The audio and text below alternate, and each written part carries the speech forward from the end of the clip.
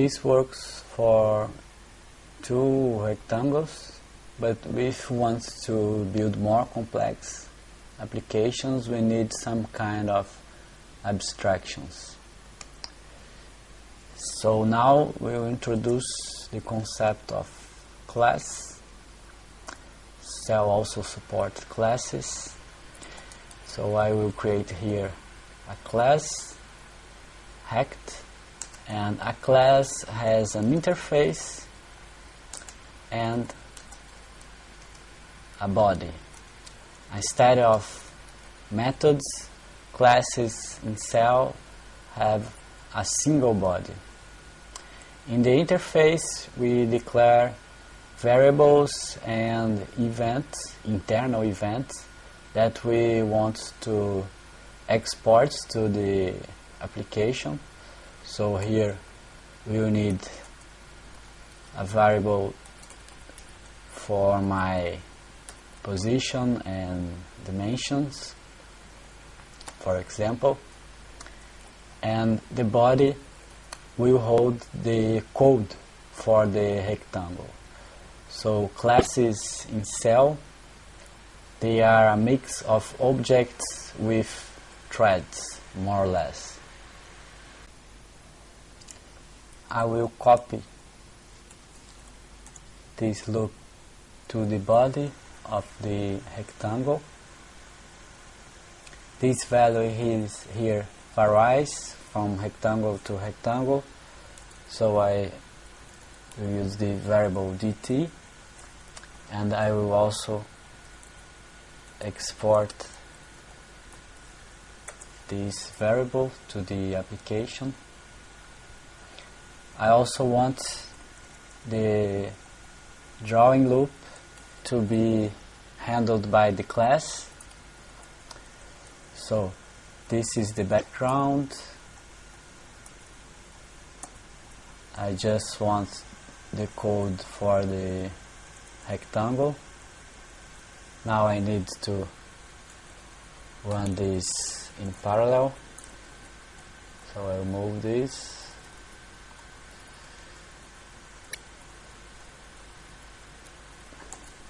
Good. Now I have the behavior here that increments the position of the rectangle, and I also have the code to render the rectangle on screen. I also need the renderer, so I will also declare here STL renderer.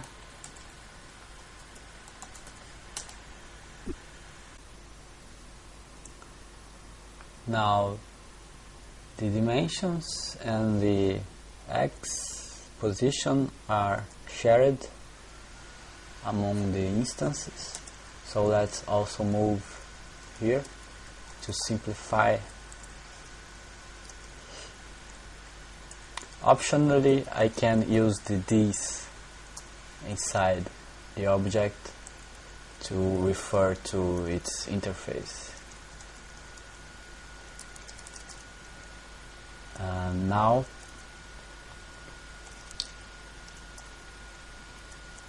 we can move this code to run here in parallel.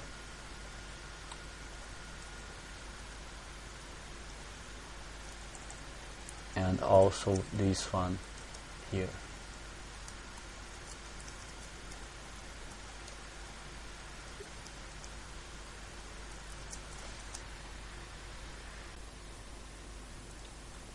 We also need to remove the redrawing for the rectangles, and also, of course, now I will use the class Rect and not the SDL structure, and I will rename these A and B, and I can use here A and here B dot R.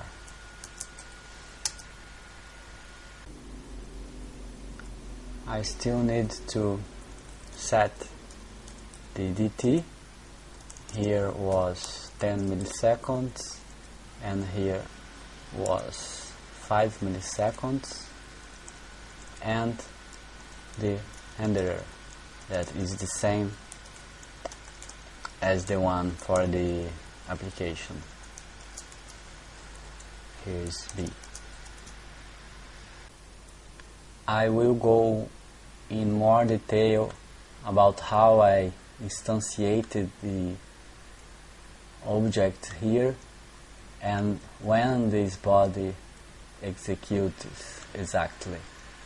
Let's first try to compile and run, and we see that nothing is appearing. Let's investigate a little bit more.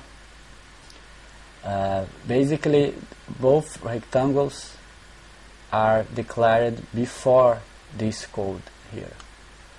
So following the deterministic scheduler of cell that executes in the order the code is declared, this he draw here will awake before this one, because the rectangles are defined here. So I'm rendering something and then I'm clearing the screen. That's why we see a black screen. What we need to do is to copy this code here, and I first want to clear the screen, then I want to draw the rectangles, and finally I want to present the screen. So now it should work.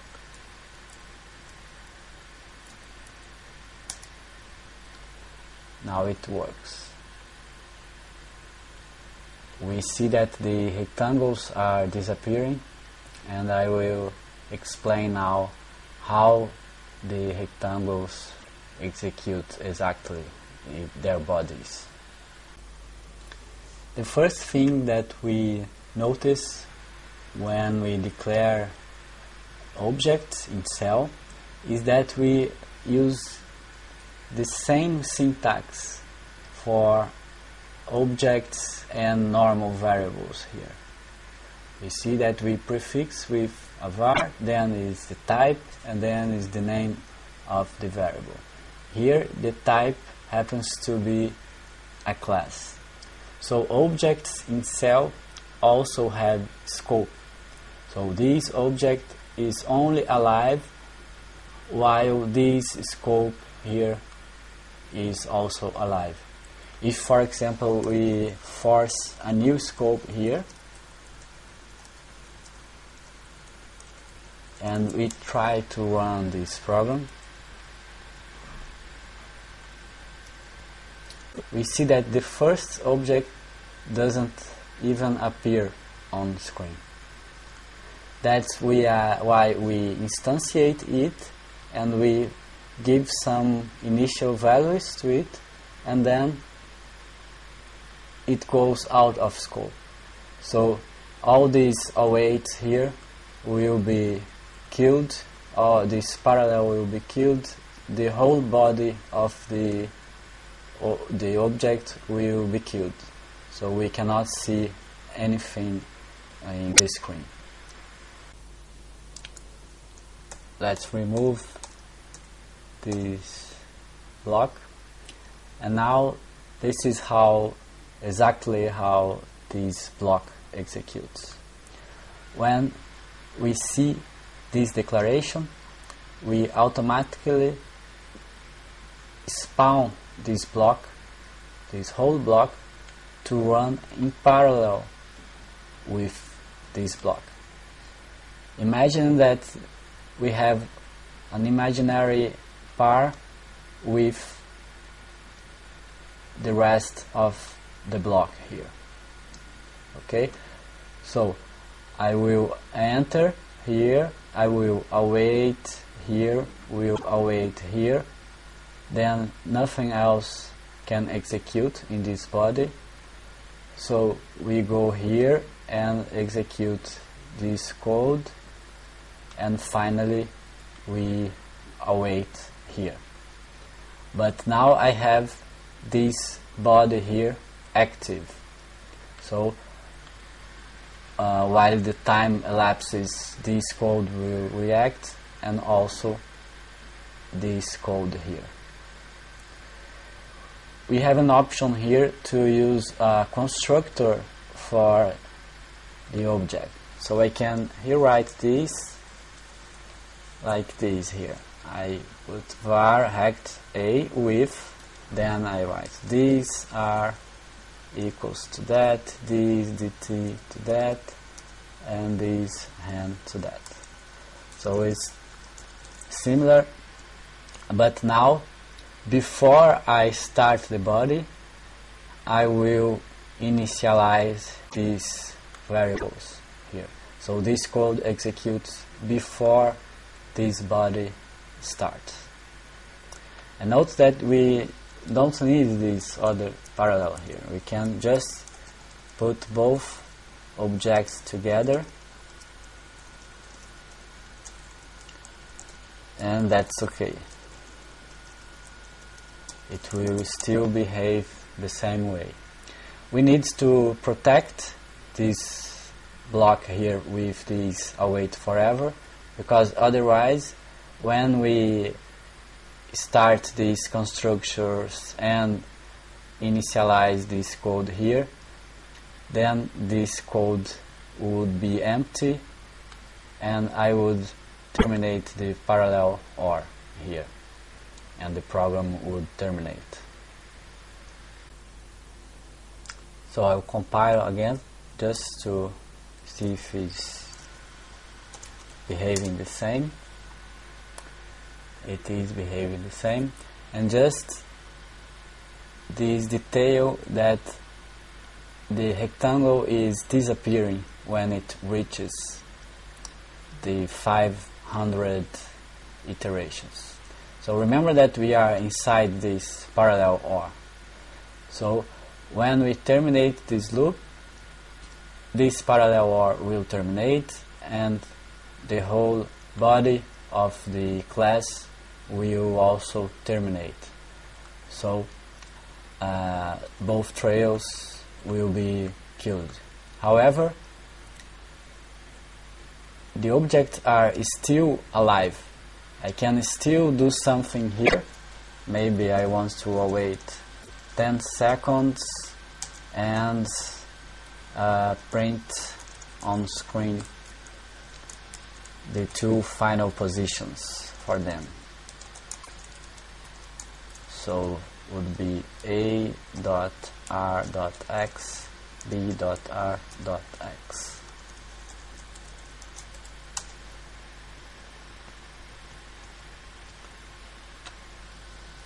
Five seconds.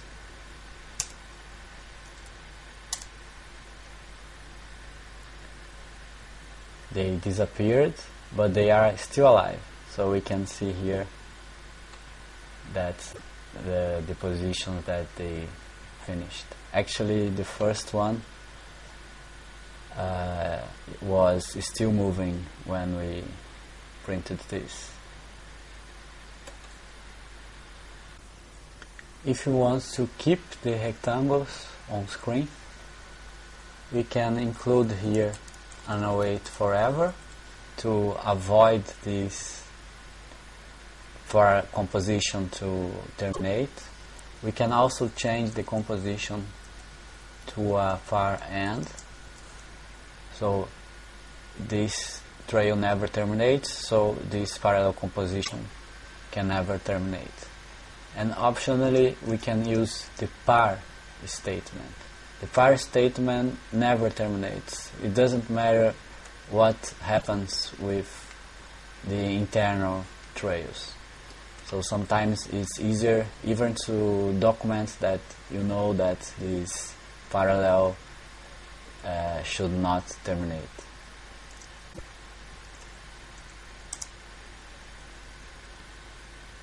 Now we have both rectangles hanging there. Let's go one step further and let's now create a vector of rectangles. So I want 10 of them. So I don't want this.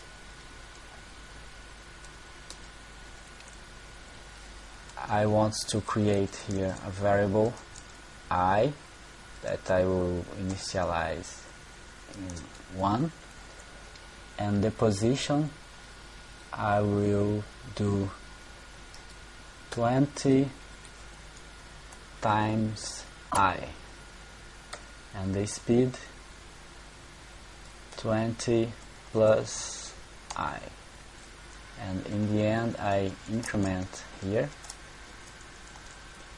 plus 1, and I also want the rectangles smaller, 10 pixels each. Let's see now.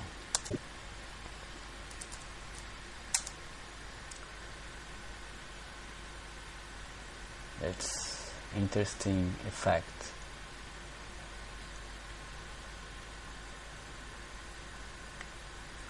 So I started 10 instances, and remember that each instance executes the constructor and also the body. So I have 10 different instances of this body running together, and as I increment this variable I inside the constructor, this variable will be incremented 10 times, and in each iteration I change the position for the rectangle, so will be 20, then 40, 60 and so on, and also a little bit faster than the previous one. No, actually it's lower than the previous one, because we are increasing the period here that the object sleeps. So let's see again, and this is the behavior. The first one is the fastest, and they all hang here.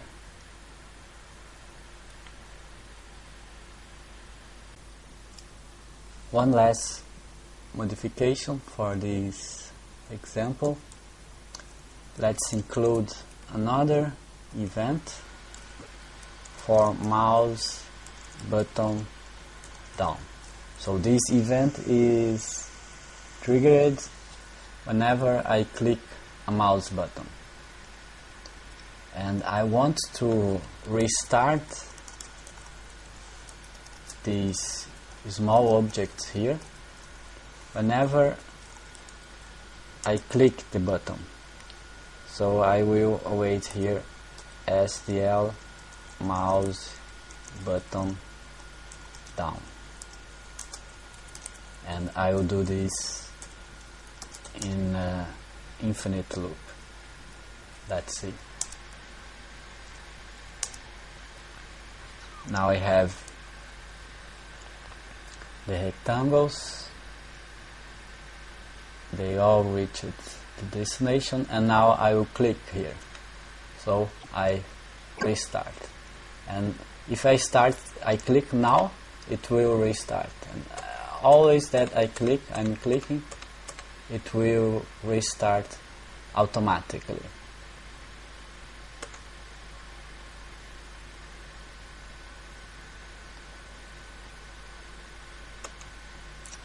Okay, so we see that when I click, the loop terminates. So these variables go out of scope, but they will go in scope again. So I redeclare the array and re-execute the constructor and spawn these bodies again in parallel with this await here, and this await will be always active, and when I click it, it will restart the loop.